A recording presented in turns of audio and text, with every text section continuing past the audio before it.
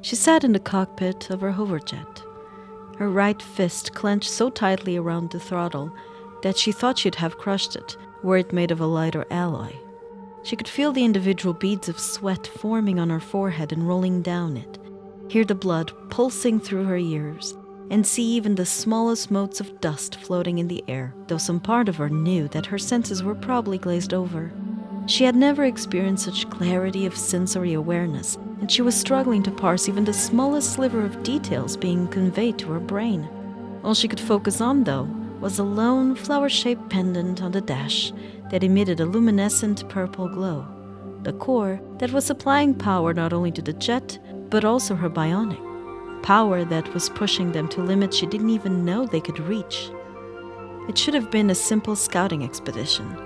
Her last one had led to the salvage of a sizable cache of sap cores, a little too dangerously deep in the dead zone for her to comfortably admit. Her own cores were almost completely depleted by the time she got out of it. But she did get out of it, and luckily for her, the cores all seemed to charge up pretty well outside the dead zone. It shaped up to be a pretty good payday, and she even ended up with one core that held a higher charge than had ever been measured before. It was the luxury of being a successful dead zone scavenger in this world. If you could get out safely with a decent enough bounty, you had your pick of the lot from the loot, before offloading the extra spoils onto the market, always desperate for more cores, no matter how weak their charge might be. She was able to live comfortably on the payout from that salvage, not that she wasn't able to anyway, but the itch to go out again persisted. Cores were a means to an end. What they were and how they were made were long forgotten by society, only that the relics stored up power seemingly drawn from thin air, and that one could find caches of them deep within the dead zones, if they were willing to risk becoming one of the shambling. The ever-growing need for more power led to the rise of treasure hunters like her, but she was looking for something else among all those ruins, and her salvages simply existed to fund that search. Having a new core with such high capacity, she decided she'd go into the final forest for the expedition. The ominous nature of the name would have been ironic against its literal nature of actually being the last forest on the planet, were it not for the number of doom expeditions that tested their luck or went in too unprepared and never came out of it. She, on the other hand, had traversed the forest for salvages and expeditions more times than she even bothered to count anymore, and the only difference on this expedition would be the depths of the forest she would probe. At least, that was the plan. As her craft approached the furthest boundaries she'd ever risked before, she pulled up her core and power diagnostics charts. Dead zones were notorious for draining cores at unpredictable rates, and she needed to ensure that she had enough power to get back to a clear zone to recharge. A hollow image came up in front of her. All ship systems were operating at 97 core power, a number she could never have imagined before her last expedition. But there it was. More than she had ever had this deep into any dead zone, let alone the final forest. Swiping her hand across the display, she pulled up an image of herself. Sometimes, she wished the image functioned as a mirror and not just a diagnostic display. Since it displayed her visage from a scan when she was in perfect form, she envied the hologram that would always be picture-ready. Her long, flaming red hair perfectly straight, the white lily core over her right ear, shining without a single smudge on it, and the azure ribbons wrapped along the left side of her hair falling perfectly into place. The blue hoodie and black shorts lined with bright blue fabric along the edges were rather simple, but functional. People had told her the hoodie was illogical for a treasure hunter, but she'd long since learned that it was always useful to have a few extra pockets on something that could easily be unzipped and pulled off quickly in emergency, and a hood to shield her head from the elements. Then, her eyes lingered down to her touch for fashionable flair. A pair of mismatched length starry socks, one of knee length with a red ribbon tied at the top of them, and one of thigh length, and the incongruous functional black boots she wore over them. She sighed internally before her eyes snapped to what she actually pulled the display up for. Firstly, the black bionic cat ears with blue highlights set on top of her head, filtering noise from the environment and giving her an edge of extrasensory hearing beyond a normal human. The diagnostic screen showed no errors, and the core pin beside them was at near full power, pulling from the ship's core to maintain its own power. Next, she checked the diagnostic on her eyes. They glowed red in the hologram, but she was preferential to them being pink at the moment, though their systems were also all green, pulling from the same core as her ears. Finally, her eyes drifted to the diagnostics of her right arm. She didn't exactly need the bionic arm, but it was helpful for a weaker girl like her alone in the wilderness. And again, they were all green. The bright blue gem core attached to the choker around her neck was also at full power. Satisfied that she was safe to proceed, she boosted the thrust on her jet and pulled just above the forest canopy to scan the ground below for any possible relics of interest to collect for her expedition. No one ever expected any remnants of the old civilization on forest expeditions, of course. More often than not, they were more like salvage missions to recollect the possessions of others who entered the forest foolishly unprepared. But she knew there had to be something in the forest, some reason that it alone survived all these years, while all the others withered and died. What she was looking for had to be there. She was running out of places to look.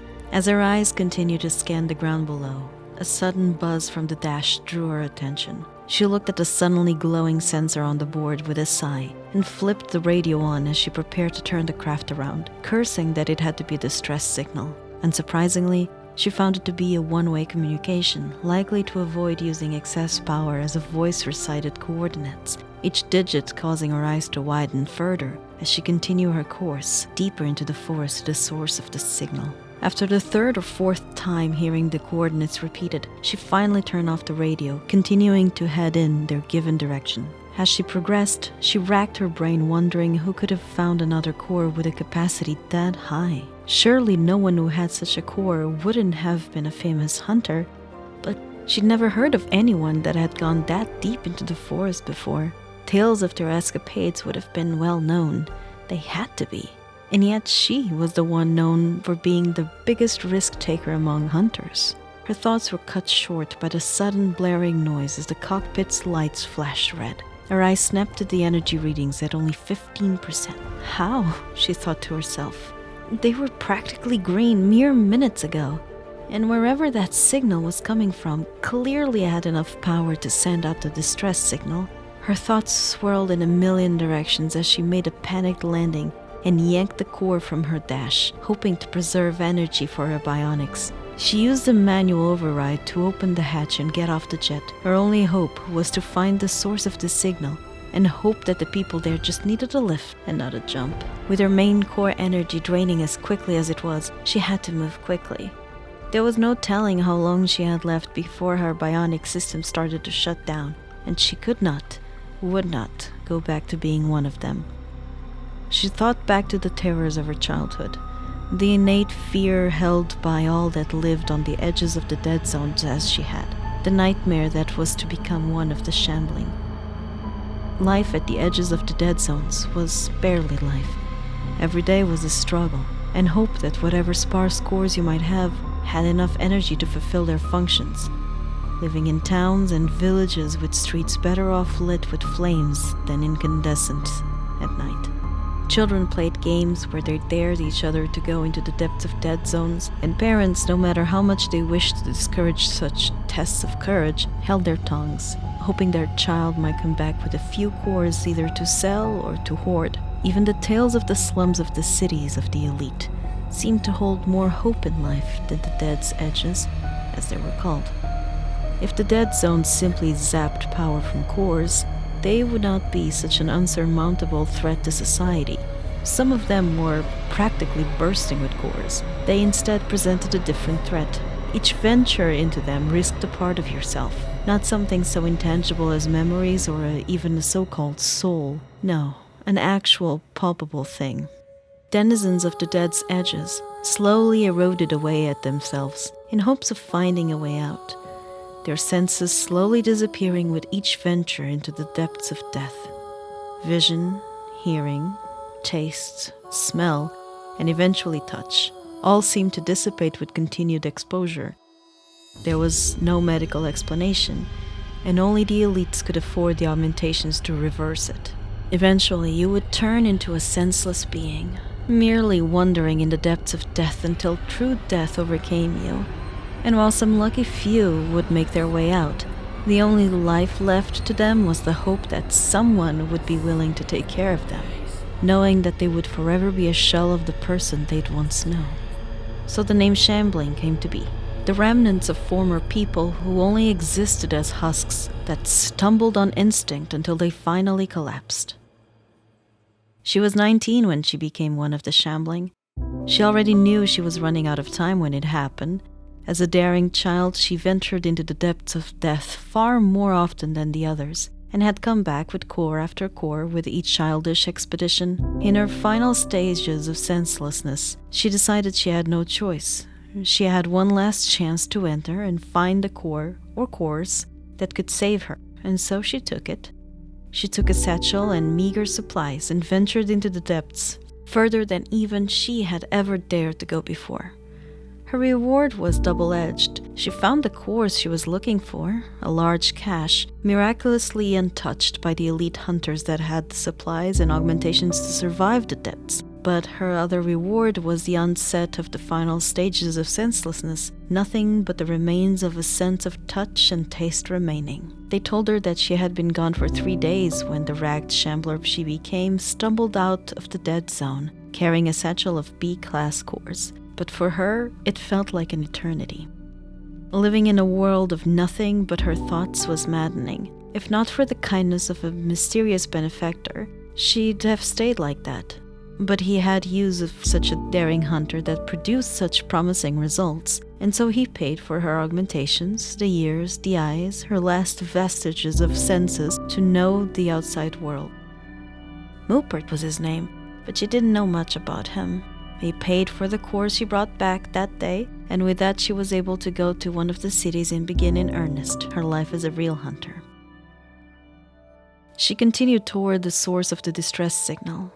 Her vision and hearing grew dimmer and dimmer, her fears heightening, but she began to notice something strange. Even as weak as they had become, the entire outside world muted.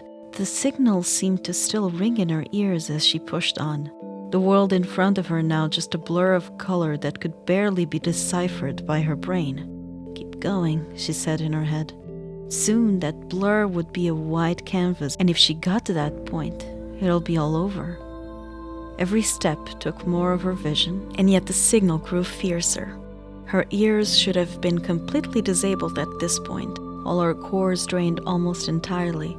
But it only grew stronger, acted as a beacon. Her only remaining hope as she felt herself get cut by thorns and branches as she pushed through the brush, fell to the ground over and over with every other shambling step. The beacon became a pulsing in her head, an incessant rigging as it grew to a crescendo. Finally, it seemed to drown out all her thoughts as she stumbled into what had to be the 100th tree. No, not a tree. It was cold and hard, but the surface seemed too smooth, too man-made. It was a feeling of metal against her flesh, and she tried to scream out pleas for help, however indecipherable they may be, for whoever might have been there. Still, she had no way to know if her pleas were being responded to, the signal pounding ever fiercer in her head as she edged along the metal surface at her fingertips. Her fumbling eventually paid off, as she felt the familiar shape of a metal hatch handle and pulled, praying it would open. Her prayers were answered, and with one last fumble, she found her way onto whatever craft had summoned her there, her right hand brushing against an object as a sudden burst of color and noise washed over her. She found herself in the cockpit of a strange craft, one whose design was so beyond outdated she doubted even the oldest manufacturers would still make one of the like. Her hand rested on a core that glowed purple, shaped in the form of a daffodil. She stared at the core intently, held her breath as she waited for the world to fade again, but nothing changed as her eyes were drawn to the small red light on the dash over a switch, text in the old language reading distress next to it. With her right hand carefully picking up the mysterious core, she moved to flip the switch with her left, the incessant signal finally going away. Having regained her senses, she called out for the pilot or passengers of the craft. as the cockpit itself seemed to be void of any sound bearing the one she produced herself. With no reply, she began to look around, finally noticing with a startled yelp the skeletal remains of a pilot in the seat of the small cabin. No matter how many times she saw them, she never got over the visceral dread of seeing the remains of other hunters. But these ones seemed off.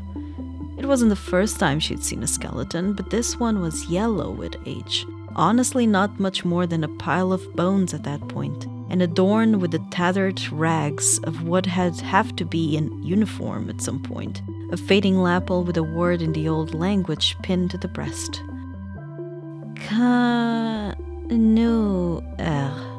She sounded out before continuing to say, Connor, wondering if it had been the person's name. She stared at the remains for a few moments longer before staring down at the core in her right hand. How did it still have power? She again looked at the remains. How long has it been here? Why was it here? The thought had finally crossed her mind as she stared out beyond the nose of the craft, her eyes settling on a large stone structure off in the distance. Somehow, she knew that place would hold some answers, but this wasn't the time to search for them, her entire being shaken to the core as it was. And so, she returned to her own craft, its location easy enough to find by tracking back to the coordinates she'd landed at, and was left to sit in the cockpit, thinking back on the harrowing experience. As she was beginning to replay the events for a second time in her mind, she noticed the incoming communication signal light up on the dash and flipped the radio on. "You gotta be home sometime this century, Daph," A familiar voice came across. "I think the broom is getting lonely." Oh, shut up, Rowan, she replied, her hand finally pushing forward on the ignition. I'm just wrapping up this expedition now. She knew she'd be back there one day, but for today, she just wanted to start heading home and take a shower.